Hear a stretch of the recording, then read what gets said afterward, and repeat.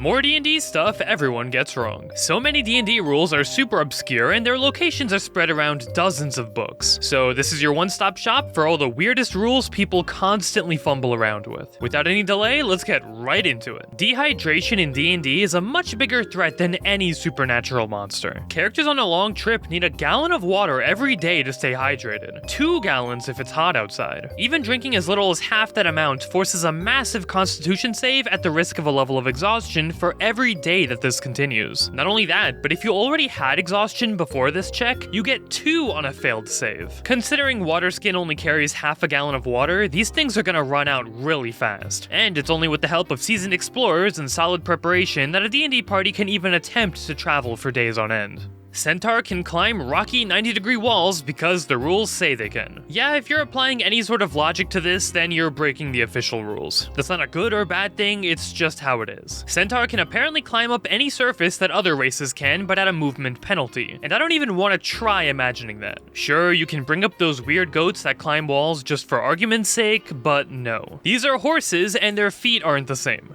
Saying that True Strike is the worst spell in D&D now is actually wrong. The truly worst spell in D&D is this air bubble thing from Spelljammer. It creates a single bubble of fresh air around your head. There's no rules on how it interacts with poison gas, kill clouds, or being suffocated by a plastic bag over your head. It's so basically written, and given the fact it's a second level spell, makes it one of the worst D&D spells to currently exist. I'd only recommend it maybe if you're playing Spelljammer, but otherwise don't waste your time.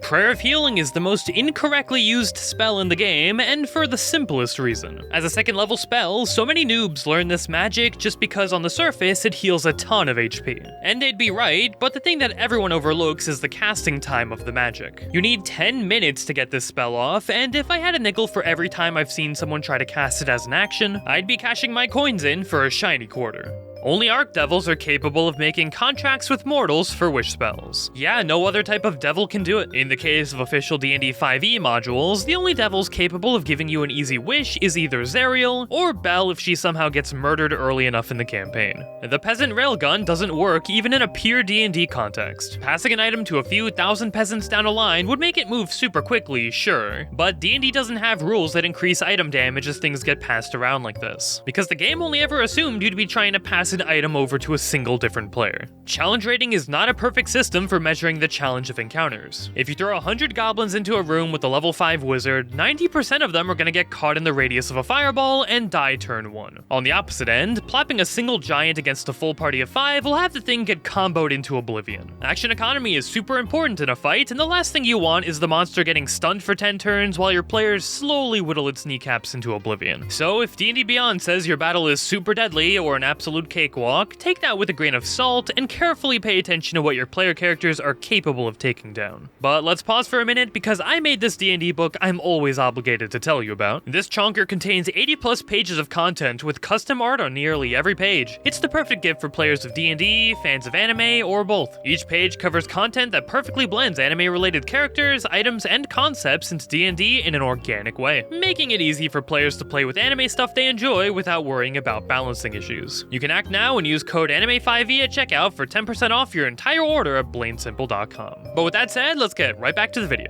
Feats in 5th edition are very unbalanced power-wise, considering they were a half-thought-out, rushed optional rule, and it's very common for tables to either play with feats, not play with them at all, or modify the heck out of them. The newest edition, 1D&D, is making them mainstream, and as a result is giving them a huge overhaul. So if you want D&D's best content in that regard, I'd encourage you to check out the playtests. The people who still claim that the rules for Ranger make it the worst class in the game need to get their heads out of the sand because that take is very wrong nowadays. More optional Ranger features came out in Natasha's Cauldron of Everything book and fixed a lot of the class's problems. Now monks are the ones being shafted, and I'm betting it won't get its revision until 1D&D fully releases. It's not that anything changed with Monk, but rather Ranger just isn't the worst anymore. Monk has its own slew of problems with damage scaling and overly specific features. So if you want your hatred to be directed at something more productive, it should be towards the rules regarding this class pass instead. A cleric's turn undead doesn't cause the frightened condition. It inflicts this weird thing called turned, which isn't an actual condition, but functions exactly like one. It probably just wasn't included in the conditions table because it's so specific to cleric. If you're looking up rules for how the skeletons affected by this should act, don't pop open the conditions table, but go straight to the cleric feature instead. Flat bonuses in D&D are more potent than they're given credit for, which is why the game considers a feat with 800 words of rules to be as balanced as a +2 ability score improvement. A lot of people also accidentally make their characters weaker because they don't realize that being a one-trick pony always constitutes a power loss. Anyone who's played using point buy knows this all too well. Buying ability scores just for one category is a rookie move due to the outrageous cost that comes with it. And those points would be better spent getting spread out while you could increase primary stats later during level ups. To reach level 2, you need 300 XP. Alright, that's simple enough. But to reach level 3, you need 600 more. It's not 900, that's very, very wrong. Don't make the same mistake I did and reset your party's XP whenever they level up.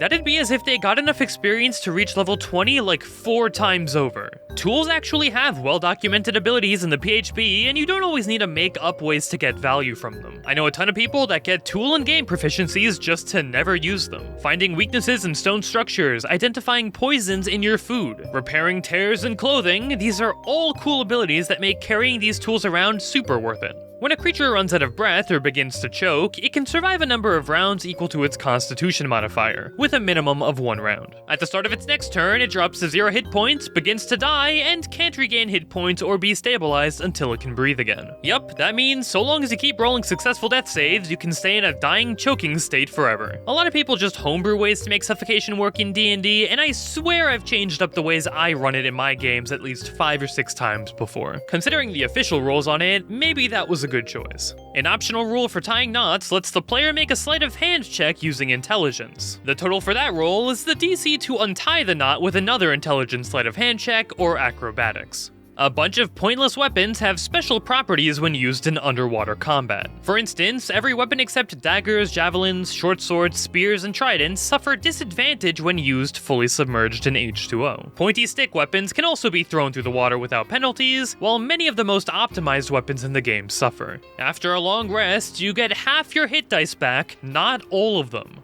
The only benefits noted by spending obscene amounts of money on living expenses is getting to talk to other rich people and being wrapped up in political intrigue. I'd still recommend living frugally because most DMs will still let you talk to important people in their world even if you live under a bridge. Obvious one here, but extra attack doesn't let you cast 2 attacking spells in the same turn. It only works with weapon attacks, and spells have their own rules on how often they can be cast. Obscure D&D stuff is always fun to learn about, and I wind up learning something new every time I make a video like this. Click the funny YouTube buttons down below to support the channel, check out the book if you're curious, thanks for watching, and I'll see you all in the next video.